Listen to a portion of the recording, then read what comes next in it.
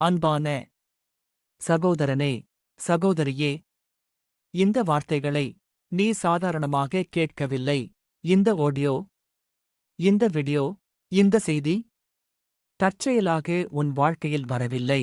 ஏனென்றால் இன்று இயேசு உனக்காக சொல்லும் வார்த்தை இது. சாபமாக தெரிந்தது, இனி ஆசீர்வாதமாக மாறும். நீ சாபம்னு நினைத்த வாழ்க்கை. சிலர் சொன்னார்கள், இந்த குடும்பத்துக்கு எதுவும் சரியாக வராது, எல்லாம் முயற்சி பண்ணியும் பயன் இல்லை, இது தலைமுறை பிரச்சனை. அந்த வார்த்தைகள் உன் மனசுக்குள்ளே ஆழமாக பதிந்துவிட்டது. முயற்சி செய்தாய், தோல்வி, எழுந்தாய், மறுபடியும் விழுந்தாய். அதனால் நீ நினைத்தாய், இது என் விதி, இது என் சாபம். ஆனா இன்று இயேசு சொல்கிறார், அது சாபம் இல்லை, அது மாற்றத்துக்கான இடம். சாபம் எப்படி பிறக்குது தெரியுமா? சாபம் என்றால் மந்திரம் மட்டும் இல்லை. வார்த்தைகளால், நம்பிக்கையின்மையால், பயத்தால், தொடர்ச்சியான தோல்வியால் மனுஷன் தன் வாழ்க்கையை சாபம்னு நம்ப ஆரம்பிக்கிறான். ஆனா கவனமா கேள், சாபம் மனிதனால் ஆரம்பிக்கலாம், ஆனா ஆசீர்வாதம் தேவனால் முடியும். வேதாகமம் சொல்கிறது, நான் உங்களுக்கு சாபமல்ல, ஆசீர்வாதத்தையே தர நினைக்கிறேன். எரேமியா 29:11. பொருள்: தேவன் உன்னை அழைக்க நினைக்கவில்லை, உன்னை முடிக்க நினைக்கவில்லை, உன்னை அவமானப்படுத்த நினைக்கவில்லை. அவர் உன்னை உயர்த்த நினைக்கிறார். நீ இவ்வளவு நாள் ஏன் இப்படியே இருக்கிறாய்? நீ பலமுறை கேட்டிருப்பாய், நான் ஜெபம் செய்யலையா, நான் தவறு செய்தேனா? ஆனா உண்மை என்ன? உன் வாழ்க்கை நிற்கவில்லை, அது மாற்றத்துக்காக காத்திருக்கிறது. விதை மண்ணுக்குள் போகும்போது அது அழிந்த மாதிரி தெரியும், ஆனா உண்மையில் அதுதான் பெருக்கத்தின் ஆரம்பம். சாபம் போல தெரிந்த சில விஷயங்கள்: தாமதமான திருமணம், நீண்ட கால கடன், தொடர்ச்சியான நோய், வேலை நிலைக்காதது, குடும்ப பிரச்சனை. இவை எல்லாம் உனக்கு சாபம் போல தெரிந்தது. ஆனா தேவன் சொல்கிறார், இவைகள் மூலமாக நான் உன்னை வேறு ஒருவராக மாற்றினேன். இன்று மாறும் நாள். இன்று இந்த செய்தியை நீ கேட்ட இந்த நிமிடம் சங்கிலி உடைய ஆரம்பம், பாரம் இறங்கும் தருணம், சாபம் நிற்கும் இடம். ஏனென்றால் இயேசு வந்த இடத்தில் சாபம் நிலைக்க முடியாது. சில சாபங்கள் உடைக்கப்பட வேண்டியது. குடும்பத்தில் தொடர்ந்து வரும் தோல்வி, எங்களுக்கு எதுவும் நிலைக்காது என்ற எண்ணம், எனக்கு நல்லது நடக்காது என்ற நம்பிக்கை. இவை எல்லாம் உண்மை இல்லை. இவை உன் வாழ்க்கையில் பழைய குரல்கள். இன்று இயேசு புதிய குரலாகப் பேசுகிறார். இயேசு சிலுவையில் செய்த மாற்றம். சிலுவையில் இயேசு என்ன செய்தார் தெரியுமா? நம்முடைய சாபத்தை, நம்முடைய அவமானத்தை, நம்முடைய தோல்வியை தன்மேல் எடுத்துக்கொண்டார். அதனால்தான் வேதாகமம் சொல்கிறது, சிலுவையால் சாபம் நீங்கியது. இன்று உன் வாழ்க்கையில் நடக்கப் போகும் மாற்றம்: சாபம் ஆசீர்வாதம், பயம் நம்பிக்கை, தோல்வி சாட்சி, கண்ணீர் சந்தோஷம். இது கற்பனை இல்லை, இது வாக்குத்தத்தம். இப்போ இதை விசுவாசத்தோடு சொல், உன் வாயால் சொல், இன்று என் வாழ்க்கையில் இருந்த எல்லா சாபமும் இயேசுவின் நாமத்தில் ஆசீர்வாதமாக மாறுகிறது. நான் சாபத்துக்குள் இல்லை, நான் ஆசீர்வாதத்துக்குள் இருக்கிறேன். தலைமுறை சாபம் எப்படி உடைக்கப்படுகிறது? சகோதரனே, சகோதரியே, நீ தனியாக போராடுற மாதிரி தெரிந்தாலும் உன் வாழ்க்கையில சில விஷயங்கள் உன்னோடு மட்டும் ஆரம்பிக்கல. உன் குடும்பத்திலேயே, உன் தலைமுறையிலேயே, உன் வம்சத்திலேயே அதே பிரச்சனை. மீண்டும் மீண்டும் மீண்டும். அப்போதுதான் மனசுக்குள்ளே ஒரு கேள்வி வரும், இது தலைமுறை சாபமா? தலைமுறை சாபம் என்றால் என்ன? தலைமுறை சாபம் என்பது தேவன் வைத்த தண்டனை அல்ல. அது தவறான பாதிப்புகளின் தொடர்ச்சி. அது உடைந்த மனங்களின் சத்தம். அது பயத்தில் வாழ்ந்த வாழ்க்கையின் விளைவு. ஒரு தலைமுறை அனுபவித்த அவமானம், தோல்வி, வலி அடுத்த தலைமுறைக்கு பயமாகவும் நம்பிக்கையின்மையாகவும் போய் சேர்கிறது. எங்களுக்கு எதுவும் நிலைக்காது. இந்த ஒரு வாக்கியம் எத்தனை குடும்பங்களை உள்ளுக்குள்ளே கட்டிப் போட்டிருக்கிறது தெரியுமா?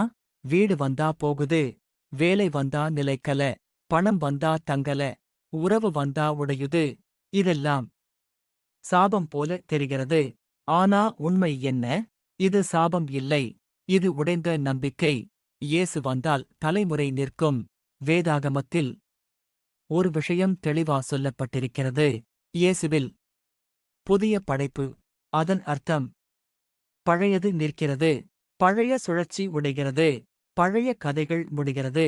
நீ இயேசுவை ஏற்றுக்கொண்ட நிமிடமே ஒரு தலைமுறை முடிவுக்கு வருகிறது. சிலுவை சாபம் முடியும் இடம். இயேசு சிலுவையில் சுமந்தது பாவம் மட்டும் இல்லை. நம்முடைய தோல்வி, நம்முடைய அவமானம், நம்முடைய சாபம். அதனால்தான் வேதாகமம் சொல்கிறது, அவர் சாபமாக ஆனார், நாம் ஆசீர்வாதமாக வாழ. அதனால் நீ இன்னும் சாபத்துக்குள் இல்லை.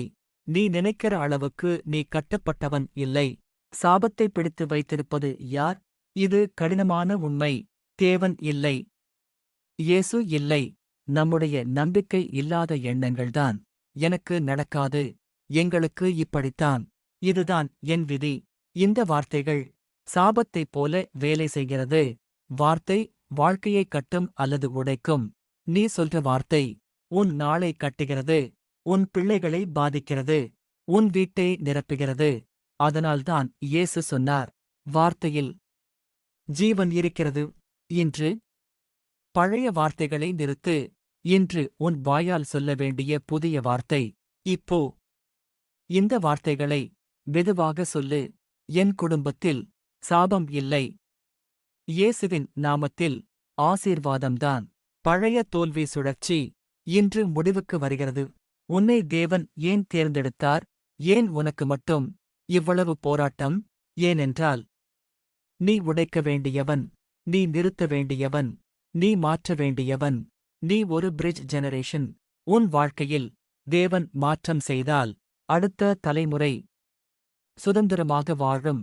இன்று நடந்தது ஒரு உடைப்பு. நீ இதை கேட்ட இந்த நிமிடம் ஒரு சங்கிலி தளர்ந்தது. ஒரு சுழற்சி நிற்க ஆரம்பித்தது. ஒரு புதிய கதைக்கு தொடக்கம். இது உணர்ச்சி மட்டும் இல்லை. இது ஆவிக்குரிய மாற்றம். இப்போ இதை விசுவாசத்தோடு சொல்லு.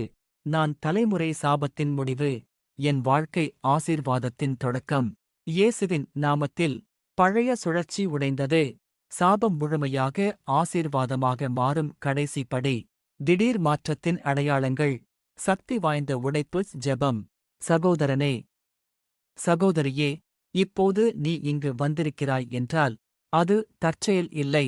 நிறைவேற வேண்டிய நேரம். சாபம் எப்போது முழுமையாக உடைகிறது? சாபம் உடைப்படுவது ஒரே நாளில் நடக்கலாம். ஆனா முழுமையாக மாறுவது மன மாற்றத்தில்தான். நான் சாபத்துக்குள் இருக்கிறேன் என்ற எண்ணம் போகும் நாளில். நான் ஆசீர்வாதத்தின் பிள்ளை என்ற உண்மை உள்ளே பதியும். அந்த நிமிடத்தில்தான் ஆவிக்குரிய அதிகாரம் மாறுகிறது. தேவன் உன்னை வேறு இடத்தில் நிறுத்துகிறார். இதுவரை நீ தள்ளப்பட்டவன். நீ புறக்கணிக்கப்பட்டவன். நீ அவமானப்பட்டவன். இனிமேல் நீ நிறுத்தப்பட்டவன். நீ தேர்ந்தெடுக்கப்பட்டவன். நீ உயர்த்தப்படுகிறவன். தேவன் ஒருபோதும் உன்னை சாபத்துக்காக படைக்கவில்லை. உன் வாழ்க்கையில் வரும் 3 அடையாளங்கள். சாபம் உடைந்ததும் ஆசீர்வாதம் தொடங்கும்போது இந்த அடையாளங்கள் வரும். 1. உள்ளுக்குள்ளே அமைதி. பிரச்சனை இன்னும் இருக்கலாம். ஆனா பயம் இல்லை. 2. திடீர் வழிகள் திறப்பு. முன்பு மூடிய கதவுகள் மெதுவாக திறக்க ஆரம்பிக்கும்.